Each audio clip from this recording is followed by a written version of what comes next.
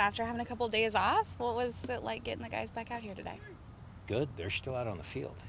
So they must have missed kicking the ball around, which is always a good sign. But the team's been like that since I've been here. It helps that Jimmy Traore is doing the crossbar challenge with them. That kind of gets them motivated as well. So it's a gorgeous day. How nice was having a win to come off of before kind of the international break? Really vital. I mean, I think the last 3 home wins have been good for the squad. It puts us in a little bit higher position. I know some teams have games in hand on us, but it certainly was important for the psyche of the team to, start their little mini break with a win. Alvaro Fernandez made a couple comments on the U-Division interview after the last match. Do you have any thoughts on that? Yeah. I mean, Flacco's been a really, really good foot soldier for us. He stepped up on 2 different occasions, a few years back and then last year and this year, and done a good job for us. So his, wishes, if he, can get another team, if he has to leave early, it's always a very fluid situation. But out of respect for him, we would make some sacrifices. With the team having some players recovering and some absences because of international play, is it safe to say that he might be able to play on Tuesday? Or yeah, all guys are still in for Tuesday. I mean, we're getting a little bit healthier because Henry Ringo's back out on the field and some other kids, but Flacco, everybody's in the mix. Everybody's out there today is in the mix. What kind of difficulties do you face preparing for the match on Tuesday without a lot of guys away on national team duty? Well, for us, the only our team will be good. Our team will be right. It's just who's Portland going to bring.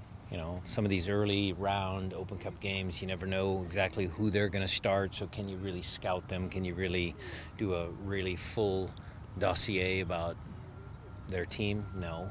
So that's kind of the biggest challenge. Are we going to mix and match our team? How many of our first team guys are going to start and stuff like that? That's always a little bit of a challenge, but it's easier to control what you control, right? Which is our team. So we'll work on it.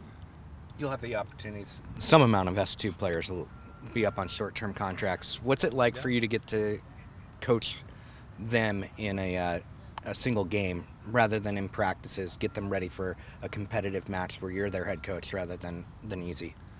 Ezra's done a great job with S2 this year. I think you guys can see just by the results and the style of play that they're playing. So my job's actually pretty easy. I rely on Ezra for a lot of things, and he always checks in with me, tells me which one of his players are doing well and which ones are not. I love having, Academy and S2 guys here train with us. I think that helps their development, helps the club environment.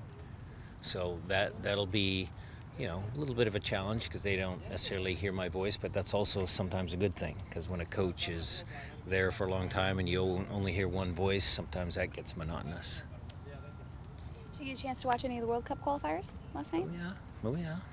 Any takeaways on Clint Dempsey from that? Anything that he can improve on? Well, he did a good job. The U.S. did a good job. I mean, they did what they had to do. So the game coming up on the weekend is going to be a big game. Gon's already got some side bets going. Going back to the Portland game, are there any players from S2 that come to mind that could potentially help out the depth of the team? Yeah, there's a lot of them. I mean, pretty much half the roster.